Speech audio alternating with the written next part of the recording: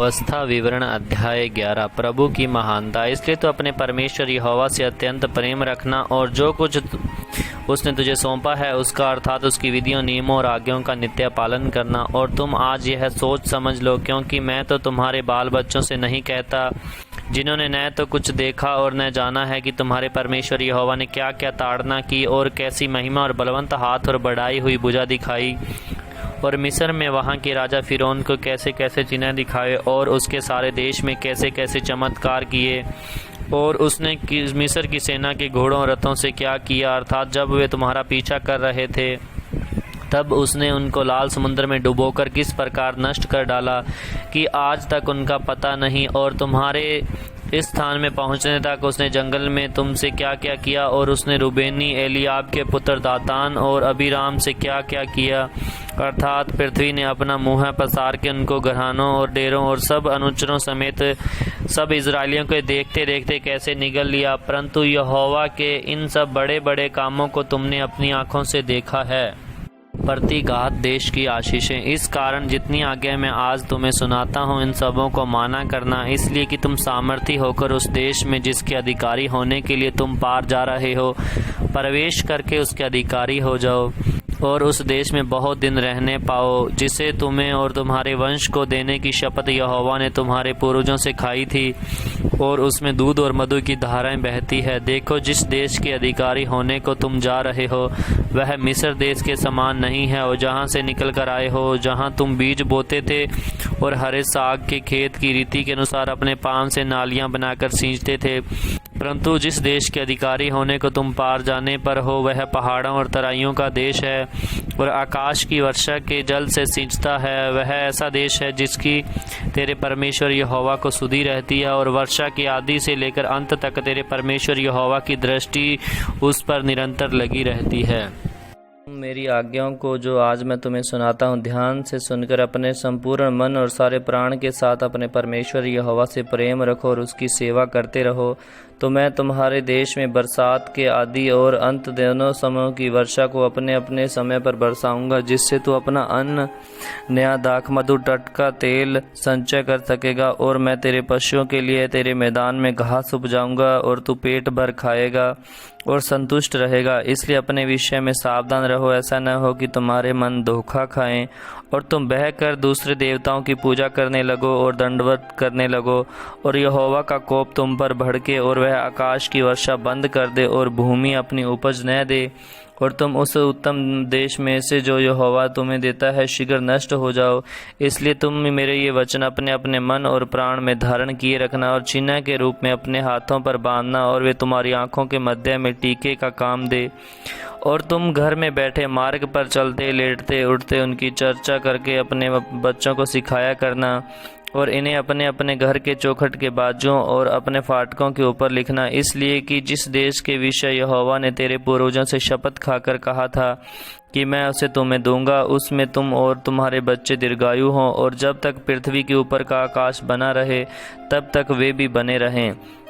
इसलिए यदि तुम इन सब आज्ञाओं के मानने में जो मैं तुम्हें सुनाता हूँ पूरी चौकसी करके अपने परमेश्वर यहोवा से प्रेम रखो और उसके सब मार्गों पर चलो और उससे लिपटे रहो, तो यहोवा उन सब विपत्तियों को तुम्हारे आगे से निकाल डालेगा और तुम अपने से बड़ी और सामर्थी जातियों के अधिकारी हो जाओगे। जिस जिस स्थान पर तुम्हारे पांव के तलवे पड़े वे सब तुम्हारे ही हो जाएंगे, अर्थात जंगल में से लबानोन तक और परात नामक महानद से लेकर पश्चिम के समुद्र तक तुम्हारी सीमा होगी।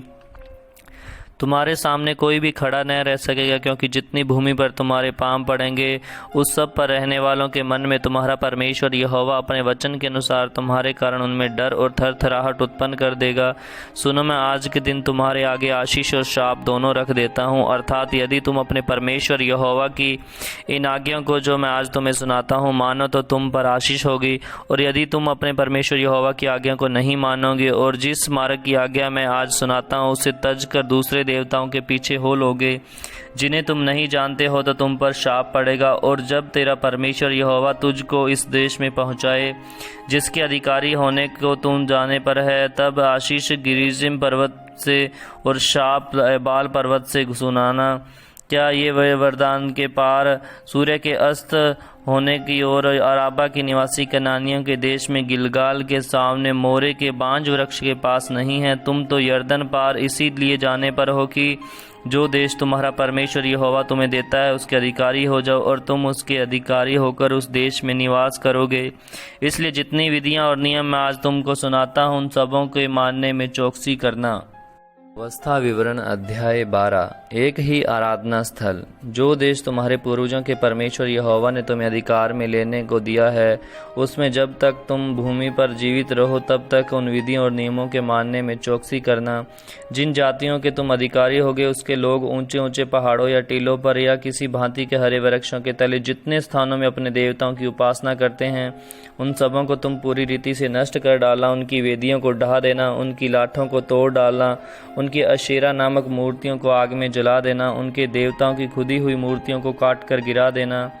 कि उस देश में से उसके नाम तक मिट जाएं। फिर जैसा वे करते हैं तुम अपने परमेश्वर यहोवा के लिए वैसा न करना, किंतु जो स्थान तुम्हारा परमेश्वर यहोवा तुम्हारे सब गोत्रों में से चुन लेगा कि वहाँ अपना नाम बनाए रखे उसके उसी निवास स्थान के पास जाया करना और वहीं तुम अपने होम बलि और मेल बलि और दशमांश और उठाई हुई भेंट और मन्नत की वस्तुएं और स्वेच्छा बलि और गाय बैलों और भेड़ बकरियों के पहिलौठों को ले जाया करना और वहीं तुम अपने परमेश्वर यहोवा के सामने भोजन करना और अपने अपने घराने समेत उन सब कामों पर जिनमें तुमने हाथ लगाया हो और जिन पर तुम्हारे परमेश्वर यहोवा की आशीष मिली हो आनंद करना। जैसे हम आजकल यहाँ जो काम जिसको भाता है वही करते हैं वैसे तुम न करना। जो विश्राम स्थान तुम्हारा परमेश्वर यहोवा तुम्हारे भाग में देता है वहाँ तुम अब तक तो नहीं पहुँचे, परंतु अब जब तुम यर्दन पार जाकर उस देश में जिसके भागी तुम्हारा परमेश्वर यहोवा तुम्हें कराता है बस जाओ और वह तुम्हारे चारों ओर के सब शत्रुओं से तुम्हें विश्राम दे और तुम निडर रहने पाओ। तब जो स्थान तुम्हारा परमेश्वर यहोवा अपने नाम का निवास स्थान ठहराने के लिए चुन ले उसी में तुम अपने होम बलि और मेल बलि और दशमांश और उठाई हुई भेंटें मन्नतों की सब उत्तम उत्तम वस्तुएं जो यहोवा के लिए संकल्प करोगे अर्थात जितनी वस्तुओं की आज्ञा मैं तुमको सुनाता हूँ उन सबों को वही ले जाया करना। और वहाँ तुम अपने बेटे बेटियों और दास दासियों सहित अपने परमेश्वर यहोवा के सामने आनंद करना। जो लेवीय तुम्हारे फाटकों में रहे वह भी आनंद करे, क्योंकि उसका तुम्हारे संग कोई निज भाग या अंश न होगा। और सावधान रहना कि तुम अपने होम बलियों को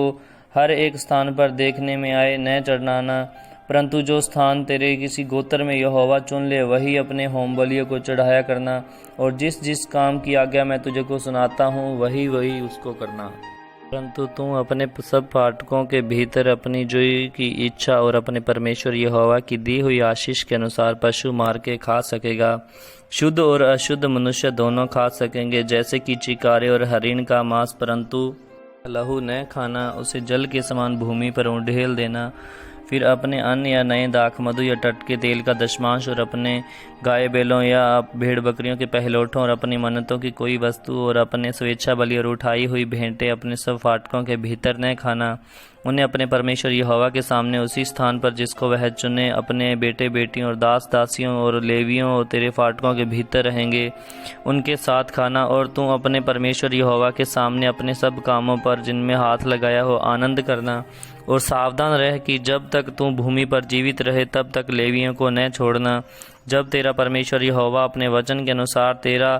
देश बढ़ाए और तेरे जी मांस खाना चाहे और तू सोचने लगे कि मैं मांस खाऊंगा, तब जो मांस तेरा जी चाहे वही खा सकेगा। जो स्थान तेरा परमेश्वर यहोवा अपने नाम बनाए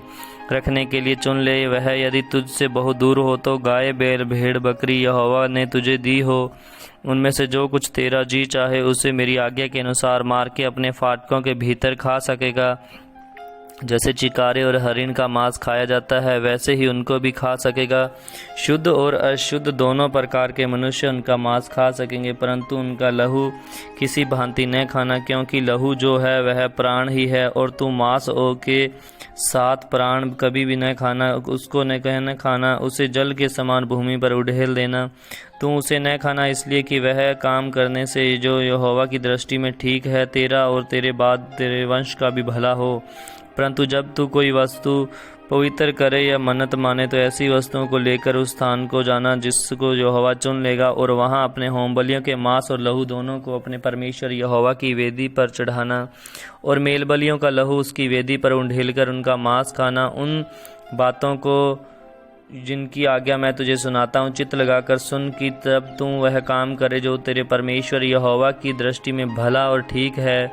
तब तेरा और तेरे बाद तेरे वंश का भी सदा भला होता रहे। मूर्ति पूजा के विरुद्ध चेतावनी। जब तेरा परमेश्वर यहोवा उन जातियों को जिनका अधिकारी होने को तू जा रहा है तेरे आगे से नष्ट करे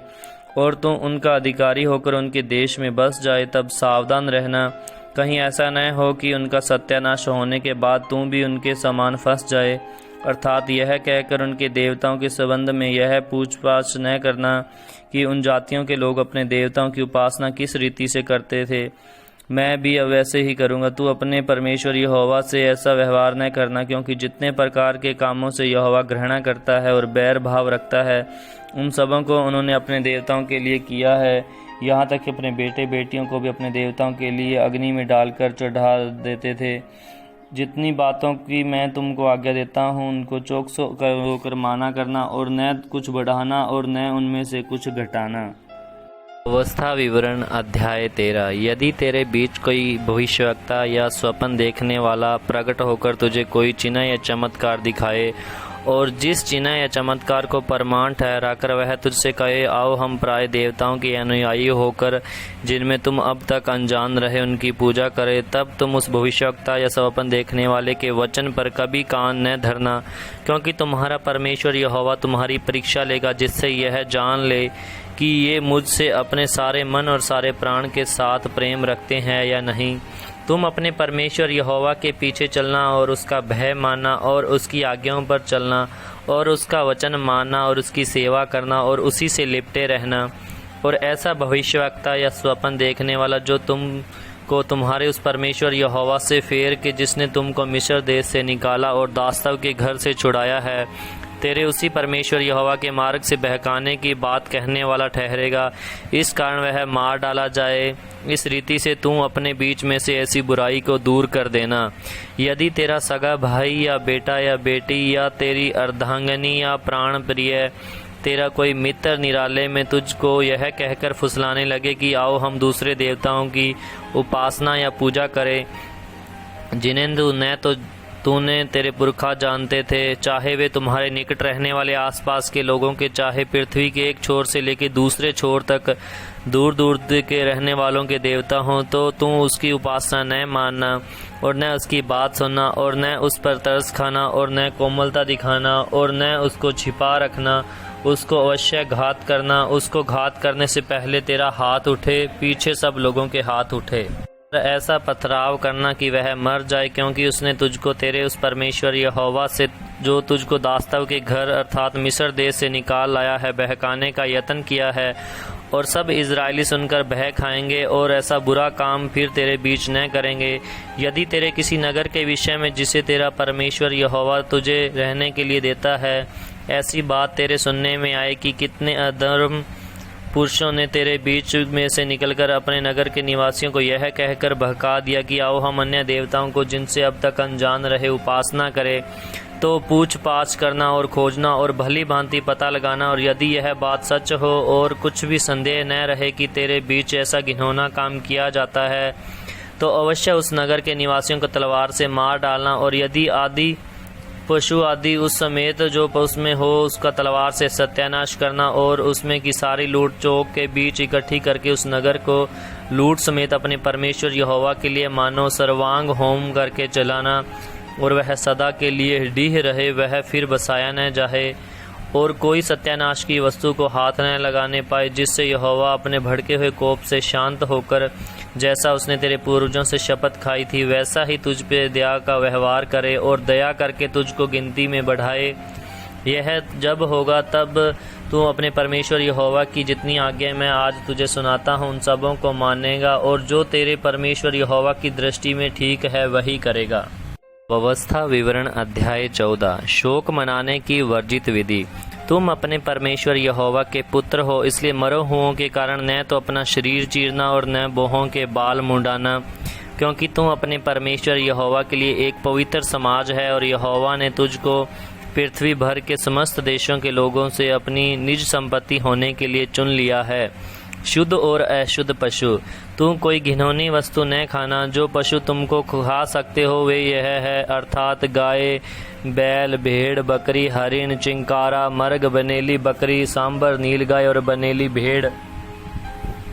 पशुओं में से जितने पशु चिरे या फटे खुर वाले या पागुर करने वाले होते हैं उनका मांस तुम खा सकते हो, परंतु पागुर करने वाले या चिरे खुर वालों में से इन पशुओं को अर्थात ऊंट, खरहा और शापान को न खाना, क्योंकि ये पागुर तो करते हैं परंतु चिरे खुर के नहीं होते, इस कारण वे तुम्हारे लिए अशुद्ध हैं। फिर सूअर जो चिरे खुर का तो होता है परंतु पागुर नहीं करता, इस कारण वह तुम्हारे लिए अशुद्ध है। तुम न तो इसका मांस खाना और न इसकी लोथ छूना। फिर जितने जल जंतु हैं उनमें से तुम इन्हें खा सकते हो, अर्थात जितनों के पंख और छिलके होते हैं, परंतु जितने बिना पंख और छिलके के होते हैं उन्हें तुम न खाना, क्योंकि वे तुम्हारे लिए अशुद्ध हैं। सब पशु पक्षियों का मांस तो तुम खा सकते हो, परंतु इनका मांस न खाना, अर्थात उकाब, हटफोड़, कुर्र, गरुड़, चील और भांति भांति के शाही और भांति भांति के सब काग, शतुमुर्ग, तहमास, जल कुक्कड़ और भांति भांति के बाज, छोटा और बड़ा दोनों जाति का उल्लू और गुग्गू, धनेश, गिद्ध, हाड़गिल, सारस, भांति भांति के बगुले, हुदहुद, चमगादड़ और जितने रेंगने वाले जंतु वे सब तुम्हारे लिए अशुद्ध है, वे खाए न जाएं, परंतु सब शुद्ध पंख वालों का मांस तुम खा सकते हो। जो अपनी मृत्यु से मर जाए उसे तुम न खाना, उसे अपने फाटकों के भीतर किसी परदेशी को खाने के लिए दे सकते हो या किसी पराये के हाथ बेच सकते हो, परंतु तू तो अपने परमेश्वर यहोवा के लिए पवित्र समाज है। बकरी का बच्चा उसकी माता के दूध के साथ न पकाना। दशमांश का नियम। बीज की सारी उपज में से जो प्रतिवर्ष खेत में उपजे उसका दशमांश अवश्य अलग करके रखना, और जिस स्थान को तेरा परमेश्वर यहोवा अपने नाम का निवास ठहराने के लिए चुन ले उसमें अपने अन्न और नए दाखमधु और टटके तेल का दशमांश और अपने गाय, बैलों और भेड़ बकरियों के पहलोठों अपने परमेश्वर यहोवा के सामने खाया करना, जिससे तुम उसका भय नित्य मानना सीखोगे। परंतु यदि वह स्थान जिसको तेरा परमेश्वर यहोवा अपना नाम बनाए रखने के लिए चुन लेगा बहुत दूर हो और इस कारण वहाँ की यात्रा तेरे लिए इतनी लंबी हो कि तू अपने परमेश्वर यहोवा की आशीष से मिली हुई वस्तुओं वहाँ न ले जा सके,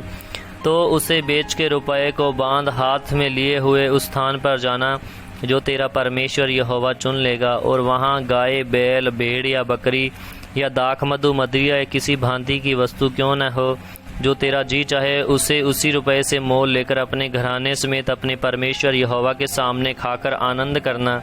और अपने फाटकों के भीतर के लेवीय को न छोड़ना, क्योंकि तेरे साथ उसका कोई भाग या अंश न होगा। 3 वर्ष के बीतने पर तीसरे वर्ष की उपज का सारा दशमांश निकालकर अपने फाटकों के भीतर इकट्ठा कर रखना। तब लेवीय जिसका तेरे संग कोई निज भाग या अंश न होगा, वह और जो परदेशी और अनाथ और विधवाएं तेरे फाटकों के भीतर हो, वे भी आकर पेट भर खाएं, जिससे तेरा परमेश्वर यहोवा तेरे सब कामों में तुझे आशीष दे। था विवरण अध्याय 15। 7वां वर्ष छुटकारे का वर्ष। 7 वर्ष बीतने पर तुम छुटकारा दिया करना, अर्थात जिस किसी ऋण देने वाले ने अपने पड़ोसी को कुछ उधार दिया हो वह उसे छोड़ दे और अपने पड़ोसी या भाई से उसे बरबस न भरवाए, क्योंकि यहोवा के नाम से उस छुटकारे का प्रचार हुआ है। परदेशी मनुष्य से तो उसे बरबस भरवा सकता है, परंतु जो कुछ तेरे भाई के पास तेरा हो उसे तो बिना भरवाए छोड़ देना। तेरे बीच कोई दरिद्र न रहेगा, क्योंकि जिस देश को तेरा परमेश्वर यहोवा तेरा भाग करके तुझे देता है कि तू उसका अधिकारी हो, उसमें वह तुझे बहुत ही आशीष देगा। इतना अवश्य है कि तू अपने परमेश्वर यहोवा की बातचीत लगाकर सुने और इन सारी आज्ञाओं को मानने में जो मैं आज तुझे सुनाता हूँ चौकसी करे। तब तेरा परमेश्वर यहोवा अपने वचन के अनुसार तुझे आशीष देगा और तू बहुत जातियों का उद्धार करेगा, परंतु तुझे उधार लेना न पड़ेगा, और तू बहुत जातियों पर प्रभुता करेगा, परंतु वे तुझे ऊपर प्रभुता न करने पाएंगी। जो देश तेरा परमेश्वर यहोवा तुझे देता है उसके किसी फाटक के भीतर यदि तेरे भाइयों में से कोई तेरे पास दरिद्र हो, तो अपने उस दरिद्र भाई के लिए न तो अपना हृदय कठोर करना और न अपनी मुट्ठी कड़ी करना, जिस वस्तु की घटी उसको हो, उसको जितनी आवश्यकता हो उतना अवश्य अपना हाथ ढीला करके उसको उधार देना। सचेत रह कि तेरे मन में ऐसी अदम चिंता न समाये कि सातवां वर्ष जो छुटकारे का वर्ष है वह निकट है, और अपनी दृष्टि तो अपने उस दरिद्र भाई की ओर से क्रूर करके उसे कुछ न दे, और वह तेरे विरुद्ध यहोवा की दुहाई दे तो वह तेरे लिए पाप ठहरेगा। तुम उसको अवश्य देना, और उसे देते समय तेरे मन को बुरा न लगे, क्योंकि इसी बात के कारण तेरा परमेश्वर यहोवा तेरे सब कामों में जिनमें तू अपना हाथ लगाएगा तुझे आशीष देगा। तेरे देश में दरिद्र तो सदा पाए जाएंगे, इसलिए मैं तुझे यह आज्ञा देता हूँ कि तू अपने देश में अपने दीन दरिद्र भाइयों को अपना हाथ ढीला करके अवश्य दान देना। से व्यवहार, यदि तेरा कोई भाई बंधु अर्थात कोई इब्री या इब्रीन तेरे हाथ बिके और वह 6 वर्ष तेरी सेवा कर चुके तो 7वें वर्ष उसको अपने पास से स्वतंत्र करके जाने देना, और जब तू उसको स्वतंत्र करके अपने पास से जाने दे तब उसे छूछे हाथ न जाने देना, वरन अपनी भेड़ बकरियों और खलिहान और दाख मधु के कुंड में से उसको बहुतायत से देना। तेरे परमेश्वर यहोवा ने तुझे जैसी आशीष दी हो उसी के अनुसार उसे देना। और इस बात को स्मरण रख कि तू भी मिस्र देश में दास था और तेरे परमेश्वर यहोवा ने तुझे छुड़ा लिया। इस कारण मैं आज तुझे यह आज्ञा सुनाता हूँ, और यदि वह तुझसे और तेरे घराने से प्रेम रखता और तेरे संग आनंद से रहता हो और इस कारण तुझे से कहने लगे मैं तेरे पास से न जाऊँगा, तो सुतारी लेकर उसका कान किवाड़ पर लगाकर छेदना, तब वह सदा तेरा दास बना रहेगा। और अपनी दासी से भी ऐसा ही करना। जब तू उसको अपने पास से स्वतंत्र करके जाने दे तब उसे छोड़ देना। तुझको कठिन न जान पड़े, क्योंकि उसने 6 वर्ष दो मजदूरों के बराबर तेरी सेवा की है, और तेरा परमेश्वर यहोवा तेरे सारे कामों में तुझको आशीष देगा। पहलौठों पशुओं का अर्पण, तेरे गायों और भेड़ बकरियों के जितने पहलौठे नर हो उन सबों को अपने परमेश्वर यहोवा के लिए पवित्र रखना। अपनी गायों के पहलौठों से कोई काम न लेना, और न अपनी भेड़ बकरियों के पहलौठों को ऊन कतरना। उस स्थान पर जो तेरा परमेश्वर यहोवा चुन लेगा तू यहोवा के सामने अपने अपने घराने समेत प्रति वर्ष उसका मांस खाना। परंतु यदि उसमें किसी प्रकार का दोष अर्थात वह लंगड़ा अंधा हो या उसमें किसी और ही प्रकार की बुराई का दोष हो तो उसे अपने परमेश्वर यहोवा के लिए बलि न करना। उसको अपने फाटकों के भीतर खाना। शुद्ध और अशुद्ध दोनों प्रकार के मनुष्य जैसे चिकारे और हरिण का मांस खाते हैं वैसे ही उसका भी खा सकेंगे, परंतु उसका लहू न खाना। उसे जल के समान भूमि पर उड़ेल देना।